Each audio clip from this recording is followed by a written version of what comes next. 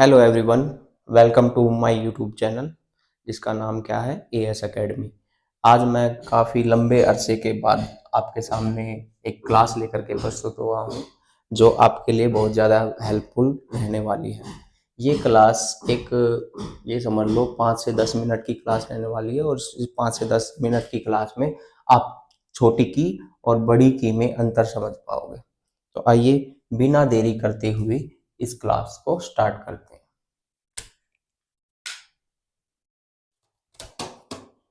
देखो, की ये क्या है? की यानी कि मैं ऐसे खड़ा हूं तो राइट हैंड की तरफ जो मात्रा आती है वो क्या होती है? छोटी की।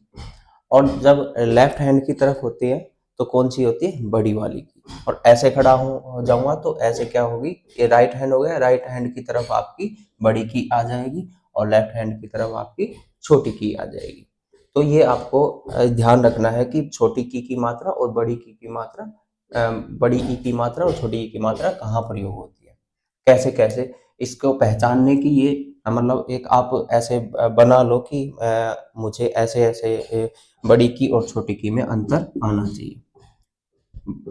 ई, बड़ी ई और छोटी ई, ठीक है। तो सबसे पहले समझते हैं ये छोटी की। जैसे मैंने कै लिखा, कै के ऊपर मात्रा कौन सी लगाई है? मैंने छोटी की, यानी ई की मात्रा कौन सी लगाई है? छोटी ई की मात्रा। तो छोटी ई की मात्रा को समझते हैं। छोटी की का प्रयोग दो वाक्यों या उपवाक्यों को जोड़ने के लिए किया जाता है। देखो, इसमें क्या कहा है? दो वाक्यों या उपवाक्यों को जोड़ने के लिए छोटी की का प्रयोग किया जाता है। जब भी कोई दो वाक्य आपस में मिलते हैं या उपवाक्य मिलते हैं तो छोटी की का प्रयोग होता है। जैसे कि आगे पढ़ते हैं इसमें, अर्थात योजक का कार्य करता है, यानी योजक का कार्य करता है, मिलाने का कार्य करता है, वहीं आपको छोटी की का प्रयोग देखने को मिलता है। जैसे कि आपको ये भी पता होना चाहिए वाक्यों और उपवाक्यों में अंतर क्या होता है। वाक्य के ही प्रकारों में उपवाक्य आते हैं और उपवाक्य प्रधान उपवाक्य होता है और उस पर एक आश्रित उपवाक्य होता है। उपवाक्य के दो भेद होते हैं। किसी अन्य क्लास में मैं आपके सामने वो उपवाक्य के भेद करके अच्छे से कल आपको समझा सकता हूँ, ठीक है। उसके बाद मैं समझाऊंगा, लेकिन अभी हम छोटी की और बड़ी की में अंतर समझेंगे। योजक, योजक यानी जोड़ने का कार्य करता है। वहां हम कौन से ई का प्रयोग करते हैं? छोटी की का प्रयोग करते हैं। जैसे कि मैं सोचता हूं, यानी कि ये देखो, मैं सोचता हूं, मैं कलर चेंज कर देता हूं थोड़ा, हाँ आपको थोड़ा अच्छे से समझ में आए। मैं सोचता हूं, ये एक वाक्य हो गया। ये क्या हो गया? एक पूरा अपने आप में वाक्य हो गया जिसमें कर्ता भी है और क्रिया भी है। फिर एक वाक्य ये हो गया, मैं यह काम कर लूं। मैं सोचता हूं कि मैं सोचता हूं कि मैं यह काम कर लूं। तो देखो, जब दो वाक्य या दो उपवाक्य आपस में जुड़ जाते हैं तो छोटी की का प्रयोग आपको देखने को मिलता है। शायद आपको समझ में आ रहा होगा। नेक्स्ट एग्जांपल देखो, उसने कहा कि मैं कल दिल्ली जाऊंगा। उसने कहा, ये एक वाक्य है। मैं कल दिल्ली जाऊंगा, ये भी अपने आप में एक पूर्ण वाक्य है। तो बीच में जो जोड़ने का कार्य हो रहा है, योजक चिन्ह का प्रयोग हो रहा है, वो क्या है? एक छोटी की का प्रयोग हो रहा है। यानी कि जब दो वाक्यों को जोड़ने का कार्य होता है तो छोटी की का प्रयोग आपको देखने को मिलता है। आपको समझ में आ रहा होगा। आगे देखो, मुझे पता था कि, मुझे पता था, ये एक अपने आप में वाक्य है। तुम आओगे, फिर से हमने इसमें बीच में क्या प्रयोग कर लिया? की का प्रयोग कर लिया। आपको समझ में आ रहा होगा और क्लास भी सही ढंग से चल रही होगी। हाँ, तो ये एक वाक्य हो गया और ये एक वाक्य हो गया और दोनों वाक्यों को जोड़ने का कार्य की का प्रयोग हो गया बीच में। और कौन से की का प्रयोग हो गया? छोटी की का, ठीक है। ये भी आपको पता चल गया। आगे देखो, मुझे गर्व है, ये भी एक वाक्य हो गया, अपने आप में पूर्ण वाक्य है। मैं भारतीय हूं, ये भी एक पूर्ण वाक्य है। तो इनको जोड़ने का कार्य कौन कर रहा है? छोटी ई, छोटी ई की मात्रा कर रही है, तब आपको छोटे ई का प्रयोग करना है। ये भी समझ में आ गया। मैंने इतने एग्जाम्पल इसलिए लिए हैं ताकि आपको अच्छे से समझ में आ सके।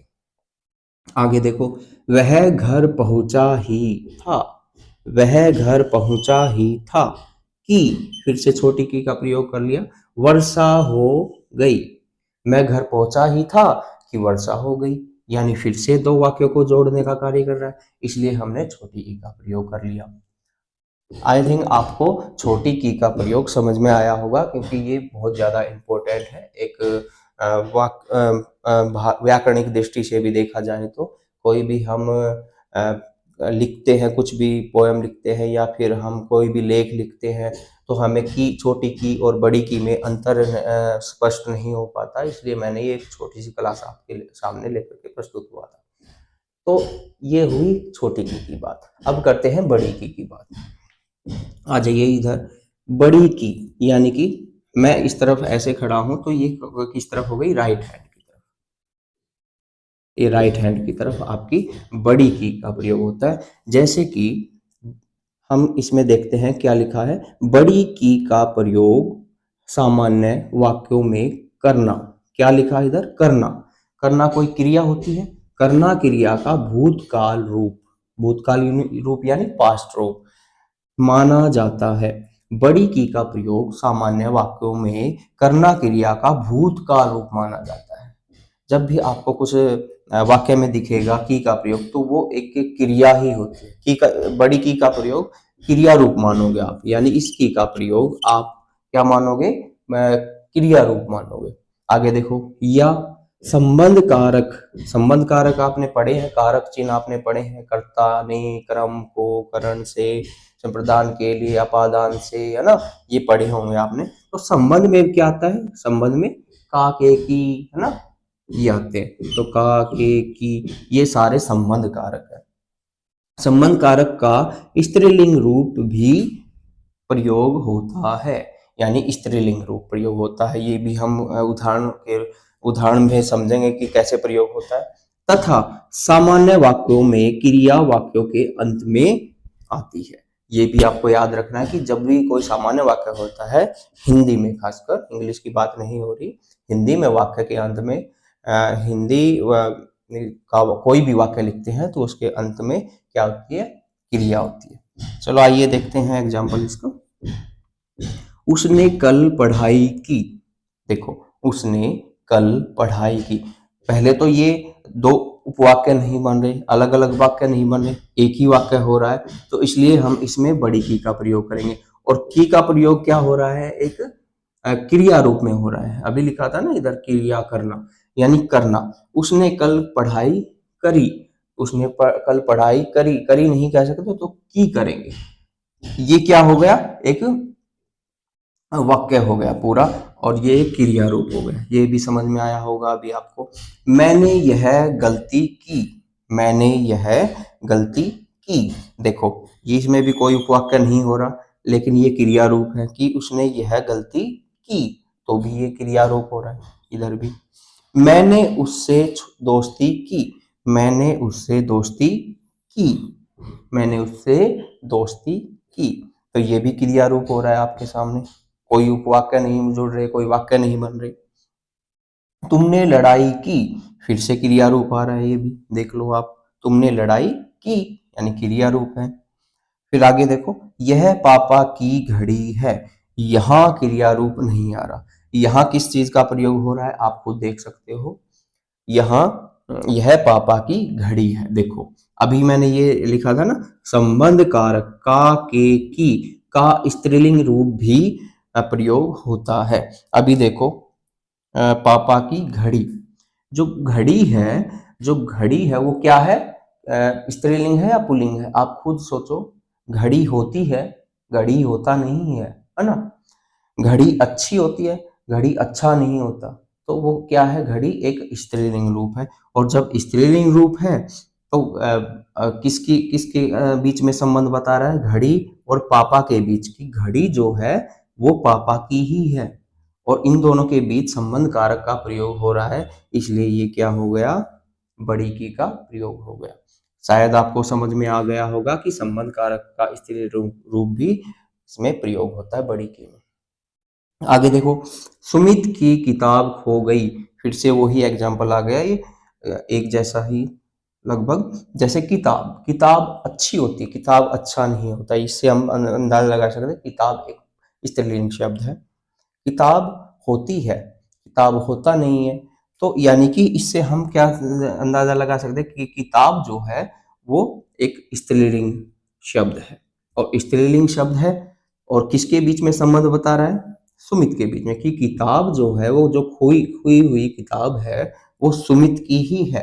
तो ये जो की है ये बड़ी की का प्रयोग हो जाएगा और संबंध बता रहा है किताब और सुमित के बीच में, कि सुमित की किताब खो गई है, तो इसलिए हम बड़ी की का प्रयोग करते हैं। आगे देखो, आराधना की माँ दिल्ली गई।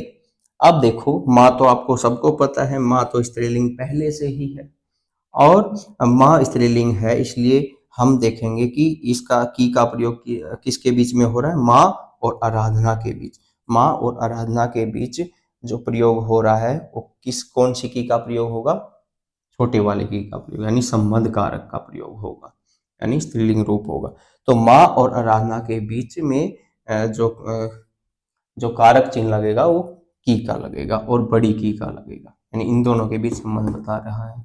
माँ किसकी है, आराधना की। किताब किसकी है, सुमित की। घड़ी किसकी है, पापा की। यानी आपको रिलेट कर पा रहे होगे, जो संबंध बताते हैं वो ही क्या होते हैं, एक दूसरे के बीच संबंध कारक बताते हैं। आगे देखो, लास्ट मैंने लिखा अपना ही नाम, अमित की किताब टेबल पर रखी है। अब देखो, अ, अमित की किताब, किताब किसकी है, अमित की, ठीक है। की मैंने बड़ा प्रयोग किया, क्यों, क्योंकि किताब एक स्त्रीलिंग है, अभी किताब का प्रयोग यहाँ हुआ था, देखो सुमित की किताब, तो किताब एक स्त्रीलिंग है, और किसकी किताब है, अमित की। अमित और किताब के बीच में एक संबंध कारक का प्रयोग हो रहा है, और स्त्रीलिंग रूप है ये किताब, तो इसलिए इसके बीच में क्या आएगा, बड़ी की का प्रयोग होगा।